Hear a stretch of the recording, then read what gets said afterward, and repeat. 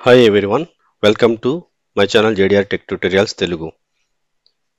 ఇప్పుడు Excel లో చాలా ఇంపార్టెంట్ ఫార్ములా VLOOKUP. VLOOKUP ఒకసారి చూద్దాం. అది ఎలా చేయాలి ఏంటనేది చూడండి, చూపిస్తాను. చూడండి, ఇక్కడ ఒక ఇన్వెంటరీ రికార్డ్ డేటా ఉంది. ఇది చూస్తే గనుక చూడండి, ఇన్వెంటరీ ప్రొడక్ట్ ఐడి ఉంది, product name, stock in hand, cost price, of course unit price అంటుంది. తర్వాత ఇది వచ్చి టోటల్ ప్రైస్. ఇప్పుడు నాకు ప్రొడక్ట్ వైజ్గా ప్రొడక్ట్ కోడ్ అంటే యాక్చువల్గా ప్రొడక్ట్ నేమ్ అనేది మేబీ రిపీట్ అవ్వచ్చు, లేదా పర్సన్ నేమ్గా చూసుకుంటే పర్సన్ నేమ్ రిపీట్ అయ్యే ఛాన్స్ ఉంటుంది. కానీ ఐడి ఇచ్చేది ఎందుకు అంటే యూనిక్గా ఉండటం కోసం ఐడీలు ఇస్తారు.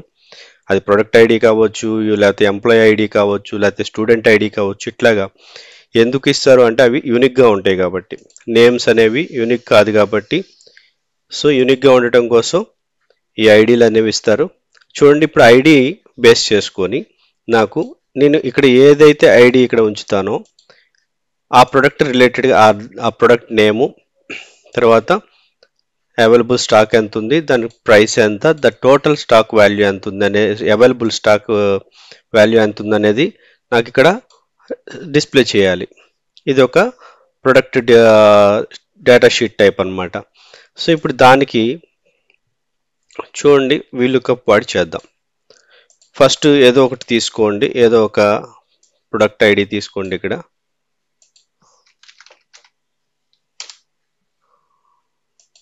సో ప్రొడక్ట్ ఐడిని కాపీ చేశాను.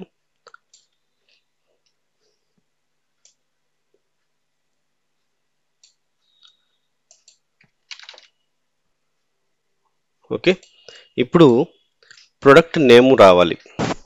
ప్రొడక్ట్ నేమ్ రావాలి is equal to VLOOKUP of VLOOKUP అంటే వెర్టికల్ లుక్అప్ అని అర్థం. ప్రొడక్ట్ ఐడిని బేస్ చేసుకొని చూడాలి. ఇక్కడ సింటాక్స్ చూడండి జాగ్రత్తగా. లుక్అప్ వాల్యూ ఏ వాల్యూని బట్టి చూడాలి అంటే ఇదిగోండి, ఇది మన వాల్యూ. చూడాల్సిన వాల్యూ ఏంటి, దీన్ని బట్టి చూడాలి. తర్వాత టేబుల్ యారే, స్క్రోల్ చేసి చూస్తున్నాను చూడండి. టేబుల్ యారే అంటే టేబుల్ రేంజ్ అన్నమాట. ఎక్కడి నుంచి ఎక్కడి వరకు అంటే ఇదిగోండి, ఇక్కడి నుంచి మొదలుపెట్టి అఫ్ కోర్స్ ఈ చివరి వరకు నాకు కావాలి. టేబుల్ యారే మొత్తం సెలెక్ట్ చేశాను. ఓకేనండి, ఇదిగోండి టేబుల్ మొత్తం సెలెక్ట్ చేశాను. ఓకే, ఇక్కడ ఏంటిది ప్రొడక్ట్ నేమ్ కదా. ఇప్పుడు మనం టేబుల్ ఎక్కడి నుంచి ఎక్కడి వరకు సెలెక్ట్ చేసాం, ఇక్కడి నుంచి సెలెక్ట్ చేసాం కదా. సో కాలమ్స్ చూడండి, ఎన్ని కాలమ్స్ మనం సెలెక్ట్ చేసాము, 1 2 3 4 5 కాలమ్స్ సెలెక్ట్ చేసాం. అయితే సింటాక్స్లో నెక్స్ట్ ఉన్న ఆప్షన్ ఏంటండి, column index number. Index number means column index number. Column index number అనేది మీరు ఎక్కడి నుంచి అయితే సెలెక్ట్ చేస్తున్నారో ఆ సెలెక్ట్ చేస్తున్న దగ్గర నుంచి కౌంట్ వస్తుంది. సో ఇది 1 కింద వస్తుంది. ఈ ఫస్ట్ ఎంటీగా వదిలేసాం కదా, ఇది లెక్కలో కౌంట్లోకి రాదు. ఇక్కడ నేను సెలెక్ట్ చేసిన దగ్గర నుంచి ఇది 1, ఇది 2, ఇది 3, ఇది 4, ఇది 5 అవుతుంది. సో ఇప్పుడు మనకి నేమ్ అనేది ఎన్నో కాలంలో ఉంది, రెండో కాలంలో ఉంది. సో దీనిని కాలం ఇండెక్స్ నెంబర్ అంటారు. సో ఇక్కడ నంబర్ 2 అని ఇవ్వాలి, నంబర్ 2 ఇచ్చి బ్రాకెట్ క్లోజ్ చేసేసేయండి, ఎంటర్ కొట్టండి. సో ఆ నేమ్ వచ్చేసింది, చూసారా. తర్వాత సేమ్ అలాగే మిగతా వాటికి కూడా చేయాలి. సేమ్ అదే ప్రొసీజర్ మిగతా వాటికి కూడా చేయాల్సి ఉంటుంది. చూడండి అది ఎలాగా అనేది. సో కాపీ పేస్ట్ చేస్తే సరిపోతుంది, బట్ మనకి ఏమి అవ్వకూడదు, ఈ సెల్స్ షిఫ్ట్ అవ్వకూడదు కదా. దానికి ఆల్రెడీ డాలర్ వాడుకోవాలని చెప్పాను, చూసుకోండి ఒకసారి. ఆ వీడియో కూడా ఉంటుంది మనకి అవైలబుల్గా.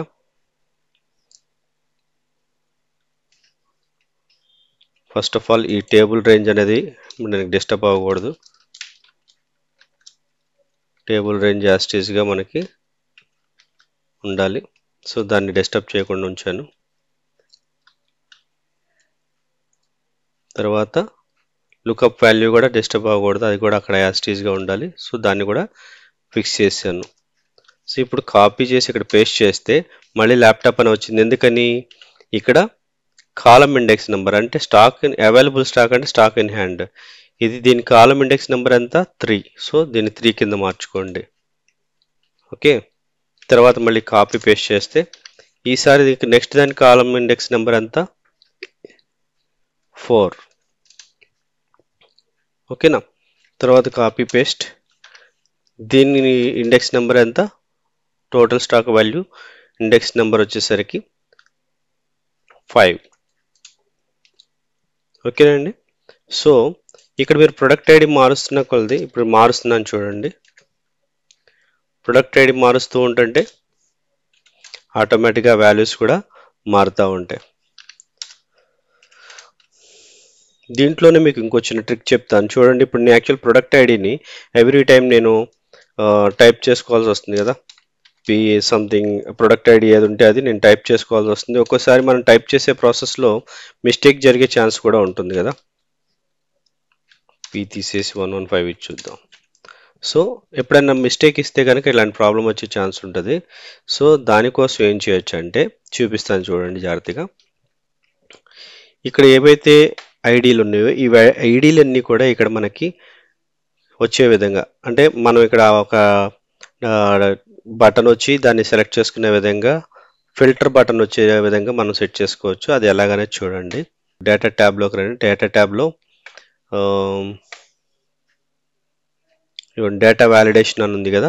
డేటా వ్యాలిడేషన్ ఇది చేసే ముందు కర్సర్ ఇక్కడ పెట్టుకోండి ప్రొడక్ట్ ఐడి దగ్గర. సో డేటా వ్యాలిడేషన్లోకి రండి. ఇవ్వండి డేటా వ్యాలిడేషన్ అని ఉంది కదా, అక్కడ క్లిక్ చేయండి. ఇందులో ఎలా ఉంది కదా, ఇక్కడ అది క్లిక్ చేసి ఇక్కడ లిస్ట్ అని సెలెక్ట్ చేసుకోండి. లిస్ట్ అని సెలెక్ట్ చేసుకున్న తర్వాత ఇక్కడ సోర్స్ అని ఉంటుంది, ఇక్కడ కర్సర్ పెట్టి ఎక్కడి నుంచి ఎక్కడి వరకు మనకి ప్రొడక్ట్స్ కావాలి, ప్రొడక్ట్ ఐడి కావాలనేది స్టార్టింగ్ నుంచి ఎండింగ్ వరకు సెలెక్ట్ చేసుకోండి. జస్ట్ ఓకే ప్రెస్ చేయండి. ఇప్పుడు పైకి వచ్చేసేయండి. ఇక్కడ మీకు బటన్ ఎనేబుల్ అయిపోయింది చూడండి. జస్ట్ క్లిక్ చేస్తే మీకు ఆ ప్రొడక్ట్స్ అన్నీ కూడా ఇక్కడ కనిపిస్తాయి. ఓకేనా, మీరు జస్ట్ ఆ ప్రొడక్ట్ని సెలెక్ట్ చేసుకుంటే చాలు ఇప్పుడు మీరు. ఓకేనండి, వర్క్ ఈజీ అయిపోయింది కదా మనకి. సో ఈ విధంగా డేటా వ్యాలిడేషన్ ద్వారా లిస్ట్ మనం ప్రిపేర్ చేసుకుంటే, సో ఇప్పుడు డేటా షీట్ ఇప్పుడు మీకు for example so and so code, ఈ కోడ్కి చూడాలి అన్నారనుకోండి, వెంటనే టెక్ మనం క్లిక్ చేస్తే ఇవన్నీ వచ్చేస్తాయి అన్నమాట. ఓకేనా, ఇది వీలుకప్ వల్ల ఉపయోగం. కాబట్టి ప్రాక్టీస్ చేయండి. ఈ షీట్ని మీకు నేను డిస్క్రిప్షన్లో లింక్ ఉంచుతాను. షీట్ని డౌన్లోడ్ చేసుకొని ప్రాక్టీస్ చేయండి. ఈ వీడియో కనుక మీకు నచ్చితే కనుక లైక్ చేయండి, సబ్స్క్రైబ్ చేయండి, షేర్ చేయండి. మీ అభిప్రాయాన్ని మాకు కామెంట్స్ రూపంలో తెలియచేయండి. ఇంకేమన్నా మీకు రిక్వైర్మెంట్స్ ఉన్నా కానీ, మీకు ఏమైనా డౌట్స్ ఉన్నా కానీ మీరు కామెంట్స్లో తెలియచేయండి.